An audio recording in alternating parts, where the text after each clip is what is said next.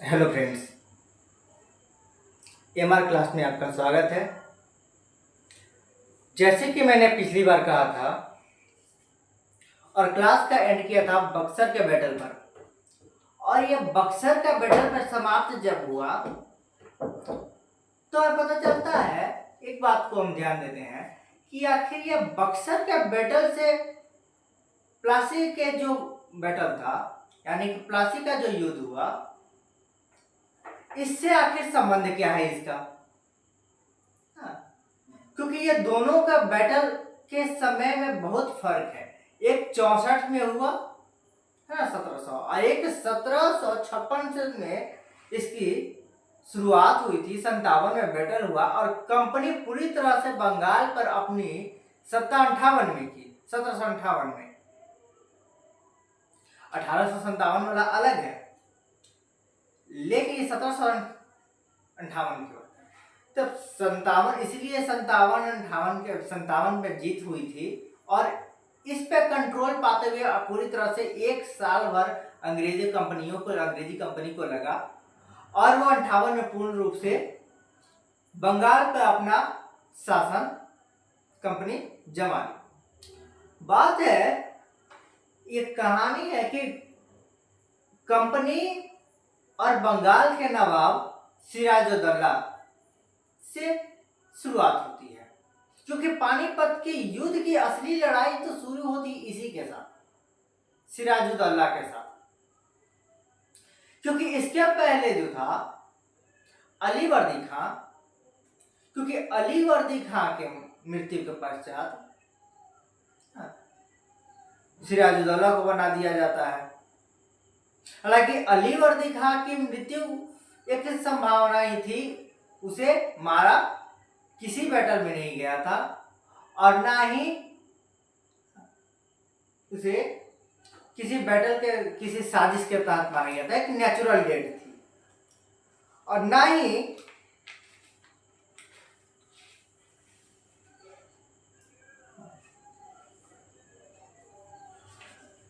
बात करेंगे तो मुर्शिद खां को मारा गया। अब मुर्शिद खां, अली वर्दी खां, ये दोनों की नेचुरल डेथ थी। इसके बाद बंगाल का नवाब बना दिया जाता है सिराजुद्दौला को। अब ये क्या करता है, जैसे कि मैंने बताया था पिछले क्लास में, कि इसकी कंपनी के साथ जमती नहीं है। कंपनी कठपुतली चाहती थी, सिराजुद्दौला राज करना चाहता था। वहां का सूबेदार जो था ठहरा ना, सूबेदार को ही नवाब कहा जाता है ना फारसी भाषा में। तो क्योंकि नवाब वहां का जब रहा, क्योंकि नवाब सुनने में ज्यादा अच्छा लगता है, तो नवाब सबसे ज्यादा प्रसिद्ध हुई, और इसी को मराठी में सूबेदार कहा गया।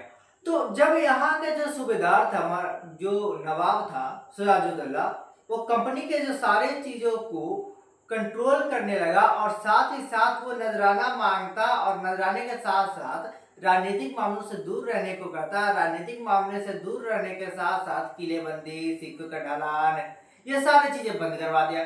अब इससे क्या हुआ, और साथ ही साथ क्या क्या कि 30,000 सैनिक के साथ लेकर कासिम बाजार में ना उड़ पड़ता है, उतार देता है, और कंपनी के जितने अफसर थे उस पर हमला करता है। वहां के अफसरों को बंदी बना लेता है, मारता है ना। इससे परेशान होकर कंपनी रॉबर्ट क्लाइव को भेज देती है मद्रास में एक चिट्ठी, और वहां अपने बेड़े के साथ में मद्रास से रॉबर्ट क्लाइव अपने नेतृत्व में यहाँ लेकर आता है, एकदम दौड़ल भागल कि हाँ चलो, वहां संभल नहीं रहा है बंगाल में, तो वहां संभालना है। और यहाँ आता है, और यहाँ रॉबर्ट क्लाइव जाता है सिराजुद्दौला से मिलने, कि या तो समझौता कर लो, या तो फिर क्योंकि ना तो सिराजुद्दौला झुकने को तैयार ना था, नहीं कंपनी झुकने को तैयार थी।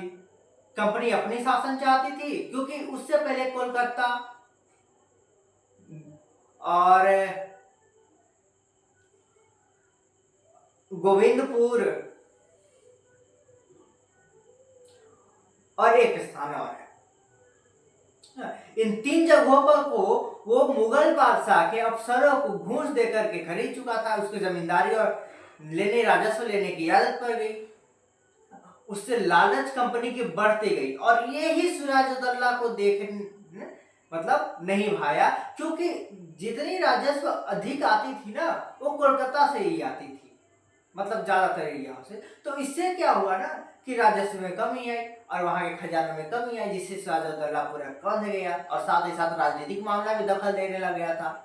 कंपनी चाहती नहीं और सिराजुद्दौला चाहता नहीं था, क्योंकि वो नवाब था, उसको अपनी प्रजा को सेवा करना था। और जैसे ही यहाँ से शुरू होता है तो यहाँ से बैटल, दोनों के बीच में टकराव होता है और ये टकराव रूप ले लेती है प्लासी का युद्ध का, और प्लासी का बैटल होता है। और उसके पश्चात क्या होता है कि सिराजुद्दौला की उस युद्ध में डेथ हो जाती है, मृत्यु हो जाती है कंपनी द्वारा। अब यहाँ पर कंपनी जैसे ही सिराजुद्दौला के हाथ से छूटती है, बंगाल स्वतंत्र होती है, तो मुगल बादशाह को यहाँ से चिट्ठी दी जाती है कि यहाँ के नवाब की इस बैटल में मृत्यु हो गई। तो मुगल बादशाह जो था किसी और बैटल में उधर ग्वालियर के, कानपुर के मराठों के साथ में मतलब अपने नए नए जो राज्य बने थे उन राज्यों में थोड़ा सा उलझी हुई थी, जिससे के कारण नवाब बंगाल पे अच्छे से ध्यान नहीं दे पा रही थी। और इससे असर ये हुआ कि वो बंगाल की पूरी दीवानी ही दे दी वहां कंपनी को कि तुम ही संभालो, यहाँ के नवाब का डिसीजन तुम ही लेना, हम अपॉइंट कर देंगे। अब यहाँ हो गया। अब यहाँ क्या हुआ, सिराजुद्दौला को जो मीर जाफर जो था उसका खासम खास आदमी जो धोखा दिया था क्योंकि कंपनी रॉबर्ट क्लाइव पहले ही उसको कहा था कि अगर तुम मेरे साथ मिल के लड़ोगे, उसके साथ बने रहो और सेना मेरे पास भेजना। और इससे क्या हुआ कि ना मीर कासिम मिल गया और सिराजुद्दौला की मृत्यु हुई धोखा देने से। अब यहाँ हुआ कि मीर जाफर को जब यहाँ बनाया गया तो मीर जाफर भी नवाब बनते ही अपना रंग दिखाना शुरू किया, क्योंकि उसे भी जनता के नजर में तो बनना था नवाब, क्योंकि वो भी तो वो भी तो सम्मान पाना चाहता था। तो ये कंपनी के कार्यों में बाधा डालना ये भी शुरू करता है कई तरीकों से, और ये भी उसी राह पे चल पड़ता है जिस राह पे सिराजुद्दौला चलता था मीर जाफर। अब इससे परेशान हो गया कंपनी, करे क्या। तो इसको याद है कि इसी का मीर कासिम जो इसका दामाद था मीर जाफर का, उसको ये ऑफर दे डाला। वो धोखा दिया तो एक धोखा दे रहा था, धोखा दिवाया। मीर कासिम का किया कि रॉबर्ट क्लाइव से जाके मिल गया और मिलने के पश्चात इसको गद्दी से उतार कर मीर कासिम को बना दिया। और मीर कासिम जब बना तो ये और परेशान किया, ऊपर से ज्यादा परेशान। तो एक फिर से उतार करके, क्योंकि दीवानी पहले ही मिल चुकी थी, और फिर से मीर जाफर को बना दिया कि एक से अच्छा वही था, कुछ बात तो मानता था हमारा, ये तो एकदम ही नहीं मान रहा है। जैसे ही मीर जाफर यहाँ बना तो इसका प्रतिद्वंदी तो पूरे बना हुआ था मीर कासिम, लेकिन इस बात से थी कि मीर कासिम और मीर जाफर में कोई दुश्मनी नहीं हुई।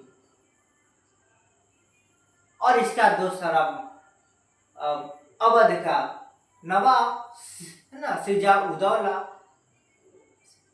सिराजुद्दौला नहीं, सिराजुद्दौला की मृत्यु हुई थी, सिराजुद्दौला अलग है, वो ना अवध का नवाब। अब ये जाके भी मीर जाफर का वो मित्र रहा, तो क्योंकि पड़ोसी राज्य का था, अब उससे जा करके मिल गया और कहा कि कंपनियां हमने के बेवकूफ बना रही है, और ये कंपनी बेवकूफ जो बना रही, क्यों ना हम कंपनी के खिलाफ लड़े। तो मीर कासिम, सिराजुद्दौला और मीर जाफर, बंगाल के नवाब मीर जाफर, उसका दामाद मीर कासिम और साथ अवध का नवाब सिराजुद्दौला, ये तीनों मिल गया और तीनों मिलके एक मुहिम छेड़ दी कंपनी के खिलाफ। और कंपनी के खिलाफ जो मुहिम छेड़ी उसका परिणाम यह हुआ कि बक्सर में वह रूप ले, टकराव का रूप ले लिया बक्सर का युद्ध। और बक्सर में कई अफसरों को, जो बंगाल के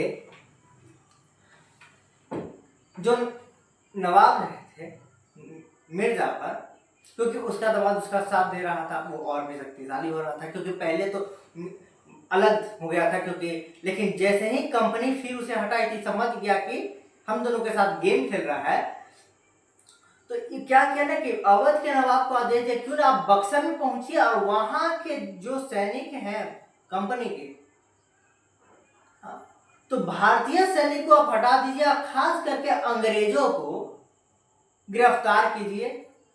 तो वहीं वहां के अफसरों को मारना शुरू कर दिया, कई लोगों को तो वहीं जला दिया। इससे कंपनी में हाहाकार मचे और कंपनी के अफसर इससे मद्रास से पुनः बेड़ों के साथ अपनी मदद मांगती है, और वहां से जो मदद आती है इसका परिणाम यह होता है। और यहाँ एक बात यह रहा कि सिर्फ और सिर्फ बंगाल के नवाबों का हारने में सिर्फ और सिर्फ हाथ रहा ना भारतीयों का, क्योंकि मुगल बादशाह एक तो ध्यान नहीं दे पा रहा था, दूसरी तरफ मराठा जो थे वो अलग ही लगे हुए थे, उनको अपना, क्योंकि उनको अंग्रेजों से बचना चाहिए, तो वो जाके और साथ दे रहे थे। और राजपूत जो थे वो खास तौर पे अंग्रेजों को साथ दे रहे थे, कुछ राज जो थे अंग्रेजों की तरफ से लड़ रहे थे। अब बताओ, और कुछ इनके, और इनसे जब लड़ना था तो बक्सर के युद्ध में इनके बैटल में साथ नहीं आए, या तो चुप बैठे रहे, या जो कुछ बचे वो कंपनी के साथ मिलके लालच में कि हमें यहाँ का शासन मिल जाएगा।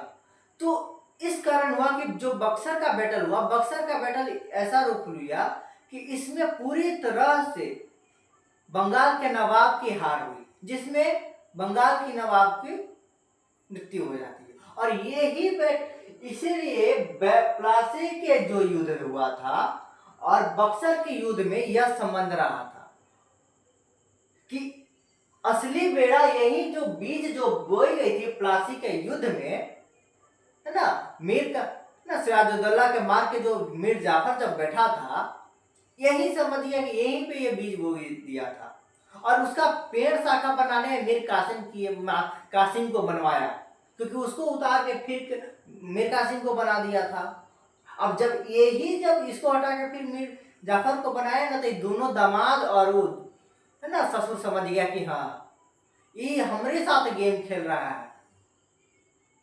तो बक्सर के युद्ध को समझ लिए आप। धीरे धीरे इसी तरह से हम चलेंगे कि कैसे जैसे अब आधुनिक भारत में हम लोग घुस चुके हैं। आधुनिक भारत की पहली बैटल के तौर पे हम बक्सर को ले सकते हैं कंपनी के साथ में। हालांकि ऐसे कई और युद्ध हुई, दक्कन में युद्ध हो रही थी, इधर पूरब में हो रही थी, पश्चिम में हो रही थी, लेकिन कंपनी के साथ जो टकराव को लेकर के, है ना, और बंगाल में जो खासम खास जो चल रहा था, यहां से जो दूसरी जीत जो पा रहा था कंपनी जो चाह रही थी वो उसे मिल गई। अब एक चीज नोट कर लीजिए आप, जैसे कि मैंने बताया कि कंपनी का जो बैटल हुआ किसके किसके बीच हुआ, और जब ये बक्सर के युद्ध में मीर जाफर, मीर कासिम और अवध का नवाब सिराजुद्दौला, ये तीनों नोट कीजिए। और इसकी बैटल कंपनी के साथ हुई थी, और इसका बीज कब बोया गया था? प्लासी के युद्ध में। यहीं से आधुनिक भारत का शुरुआत ज्यादातर इसीलिए कहा जाता है, माना जाता है हमारे हिस्टोरियन के द्वारा, क्योंकि कंपनी जब जीती और यहीं से अपने शासन 58 से जो फुल कंट्रोल से जब चल रही थी, और इसका परिणाम यह हुआ कि वहां के बंगाल के नवाब के साथ टकराव हुआ, और इसको पहली आधुनिक भारत का बैटल के तौर पे लिया जाता है, युद्ध का तौर पे लिया जाता है। तो बक्सर का युद्ध समाप्त हुआ। अब अगले वीडियो में फिर मिलेंगे पार्ट 4 में। देखते रहिए, शेयर कीजिए, सब्सक्राइब कीजिए। धन्यवाद।